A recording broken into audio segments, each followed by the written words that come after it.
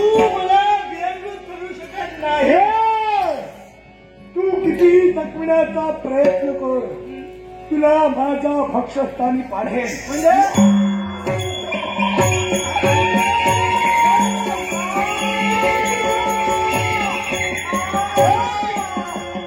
किती क्षण कर, तुझे सारे क्षण व्यर्थ देणार. काय माझे श्रम वाया जाऊ देणार नाही. म्हणजे काय या क्षणी तुझ्यावर खडक घालेल, तिला माथा कळत नाही, उत्तुंग भरावी नाही आणि आकाशात गेल्यावर तुला खाली फेकून देईल. फेकून देणार. तू मेलो की तुला माझ्या उदरात सामावून एवढी मग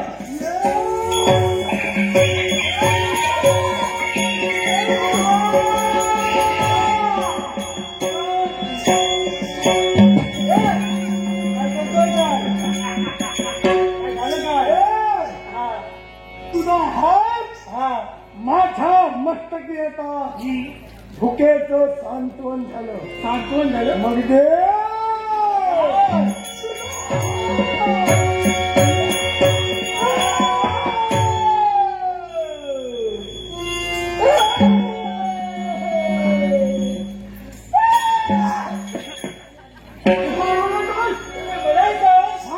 माझा हस्ते घेऊन तू करणार काय?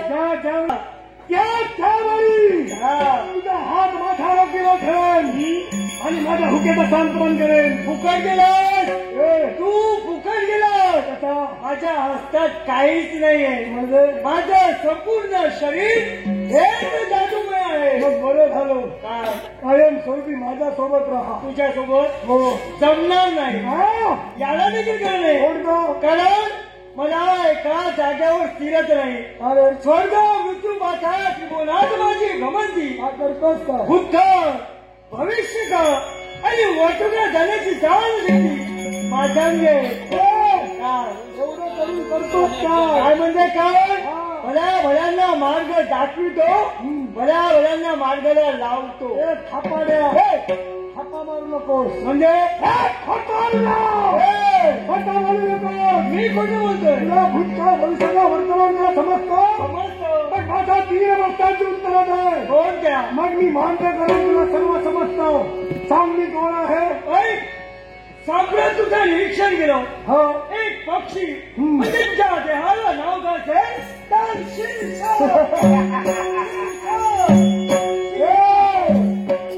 हे कुणाचं तरी ऐकून येऊन सांगितलं. ऐकून माझा दुसरा प्रश्न, दुसरा, माझी धडपड कशासाठी चालू आहे? तुझ्या दुसऱ्या प्रश्नाचं उत्तर देतोय. तुझी धडपड जी चालू आहे ती स्वअस्तित्वासाठी झालं. समाधान झालं. हे सुद्धा ऐकून आला असतील. सर्व ऐकून येतो. तिसरा आणि शेवटचा प्रश्न सांग. माझ्या प्रश्नाचं उत्तर दे. बोल. माझ्या बाबतीने जसं गुपित आहे, गुपित फक्त आणि फक्त मला तज्ञात आहे.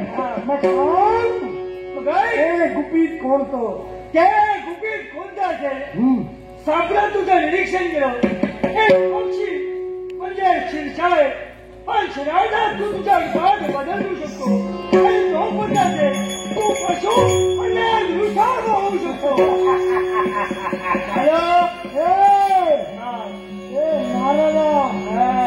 तू ओळखलोस. माझ्या मनाला वाटेल, माझ्या बुद्धिमत्तेला पटेल. त्यावेळी मी वृषभ रूप धारण करू शकतो. असं ओळखतो. मग तू म्हणालास काय? तू काही जणांना मार्ग दाखवितोस. हो. काही जणांचं तू गुरुपद स्वीकारिलोस. हो. काही जणांची वाट सुद्धा लावलीस. सांग सांग, बोल. मला एखादा मार्ग सांग. मग बोल. तुला मार्ग मी सांगतो. सांग. आजपासून मी तुझा गुरु आणि तू माझा शिष्य. त्या माझ्या लाडक्या शिष्याला मी मार्ग सांगतोय. जो तुझ्या मार्गात येईल त्याला भक्षस्थानी पाडून त्याला गिरंगोट देतो. म्हणजे विश्वात सर्व नष्ट होतील आणि आता राहील तो हा शीर्षा. हे गुरु, आता तुझ्यापासूनच सुरू.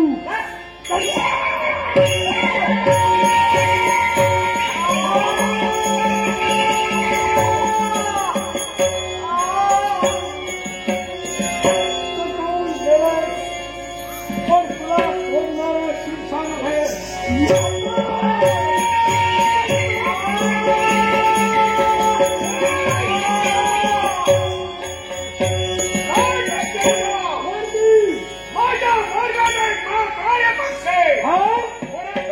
शीर्षाची माथा द्यायला सांगा तू कोण? बोल. या विश्वास अस्तित्व प्राप्त करण्यासाठी निघालेला जोपर्यंत शीर्षा आहे तोपर्यंत अविश्वासापर्यंत कुणाचंही अस्तित्व निर्माण होऊ देणार नाही.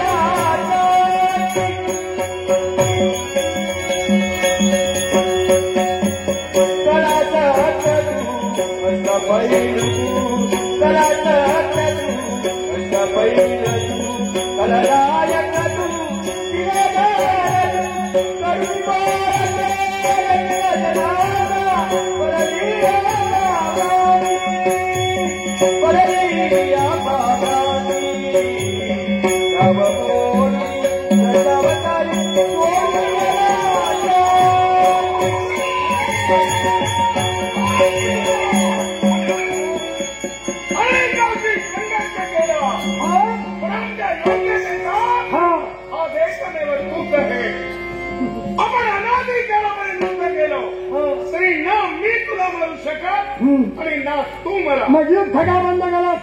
दोघांचा हेतू एकच. आपण एक झालो का? बोलण्याचा अर्थ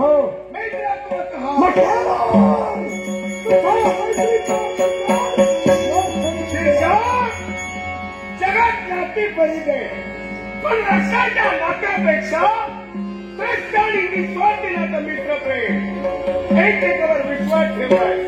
तडा घालवायचा नाही. त्यात मैत्रीत विश्वासघात होता उपयोगाचा नाही. म्हणून माझ्या बाबतीत एक असं गुह्य आहे ते तुला मी कथन करतोय. काय? सांप्रत हा शीर्षा तुला पक्षी रूपात दिसतोय. हो मग पण माझ्या मनाला वाटेल, माझ्या बुद्धिमत्तेला वाटेल त्यावेळी मी वृषभ रूप धारण करू शकतो. मी मायावी विद्येला वाटेल घडू शकतो. पण अस्तित्व टिकवण्यासाठी आणि मिळवण्यासाठी देव फक्त नष्ट व्हायला हवे. म्हणून त्या देवांचं अस्तित्व संपेल आणि ही जबाबदारी तुझी. म्हणजे सर्व भक्त नष्ट होणं गरजेचं आहे. मग हे अंधोर तुझ्या माझ्या मैत्रीला साक्ष देऊन तुला सांगतोय सर्व भक्त